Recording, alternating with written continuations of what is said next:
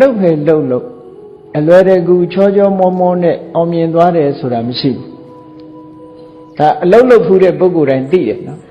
ဘယ်ကိစ္စပဲလုတ်လို့အဖူးအထစ်အခက်အခဲဆိုတာကြော်ရတာကြီးပဲအကုန်အဲ့ဒီလိုအခက်အခဲတွေကြော်ဖို့ရအတွက်ဘာလို့တော့ဆိုစိတ်ထက်ကြံ့ခိုင်မို့မြတ်စွာဘုရားအမတ္တမထောင်းစီအောင်ဟောထားတာတခုအောင်မြင်ကြီးပွားခြင်းရင်ဆန္ဒရှိရရှိတဲ့အတိုင်းကြိုးစားရမယ်ခက်ခဲတွေ့လာလို့ရှိရင်စိတ်ဓာတ်ကြံ့ခိုင်ရမယ်ဟောနော်စင်္ဂါဆက်ကတစ်ခုနဲ့တစ်ခုအမှတ်တမဲ့ဟောတာမဟုတ်ဘူးနောက်ဆုံးကြတော့ဘာဟောတော့ဝိမန္တာဆိုတာဘယ်ကိစ္စပဲဖြစ်ဖြစ်စဉ်းစားဉာဏ်လို့ခေါ်တယ် investigation စဉ်းစားတယ်ဘယ်ကိစ္စပဲဖြစ်ဖြစ်သူကနော်